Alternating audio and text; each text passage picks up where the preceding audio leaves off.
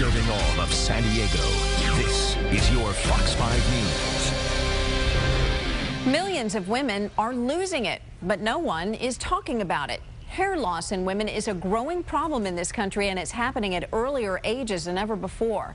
Tonight, a local woman breaks her silence in hopes of shining a light on what's been a dark secret for many women for far too long. Musicals have been made about it. What's your definition of good hair? Something that looks relaxed and nice. Documentaries. Even mega pop stars sing about it. Hair.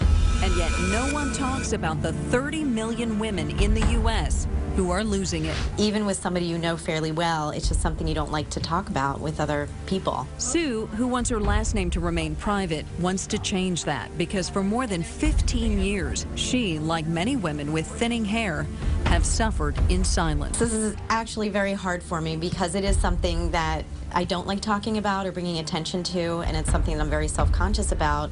It's even more hush-hush among celebrities, but photographs speak volumes. Or in the case of Kate Beckinsale, Naomi Campbell, and Fergie, less volume. Their bad hair days have all been snapped by paparazzi, and still, no one utters a word. And for people like Sue, the stigma of women's hair loss only makes it more traumatic.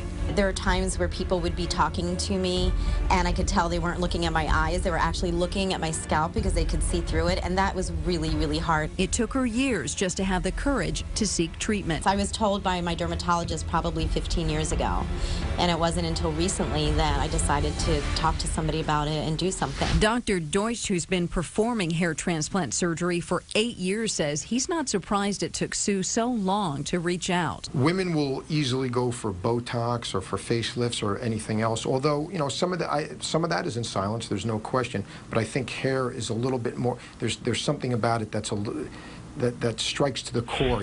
Dr. Mitchell Goldman agrees. With women, it's a sign of femininity, and my patients are as concerned about hair loss as they are about wrinkles. Which is why the hair extension business is now a billion-dollar industry. Women spend thousands of dollars, like here at Salon Ellen La Jolla, seeking that ideal thick head of hair.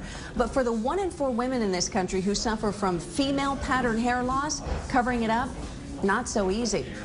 Unlike male pattern baldness that's well-defined, women's hair loss is more diffuse and tougher to treat. And 98% of the time, in women, it's hereditary.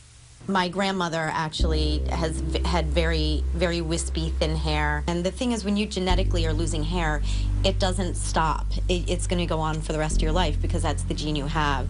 And that's where preservation comes in, and Sue's new hope, the first FDA-approved laser comb for women. And she believes it's helping her hold on to the hair she has. So this was very effective based on the studies and helping prevent hair loss, which was very exciting for me, and then also strengthening the hair that I did have. The HairMax LaserComb claims to help keep strands thicker that thin over time. It also promises to regrow hair. But Dr. Goldman says consider this before you shell out the $495. Sort of like chicken soup. It can't hurt, maybe it can help. Right now, the only surefire way to replace lost strands is hair transplant surgery, an expensive option running between $5,000 to $10,000. But if you're picturing those embarrassing hair plugs, think again. Where we can take follicular units, which are units of 2 and 3 hairs, and transplant them back so not even a trained dermatologist can tell if someone's had a hair transplant or not. For at-home remedies, Dr. Goldman recommends skipping the Rogaine for women and using men's. It's more effective. And trying supplements like biotin and B vitamins, giving hair the nutrients to grow stronger and longer. But to really get to the root of your hair loss, you need to first rule out any underlying medical problems. Thyroid diseases and anemia. Also autoimmune diseases like lupus. Pregnancy, menopause, medications, even over-processed hair, and of course, stress can all cause hair loss.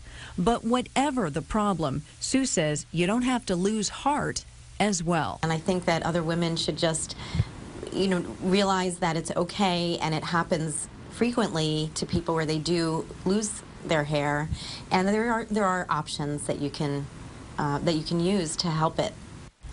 And one of those options are products like these that are relatively new shampoos and serum products like this Phyto designed to stimulate hair growth. And this, like many other products, can be found by simply asking your dermatologist. You won't find it at the drugstore. Lauren?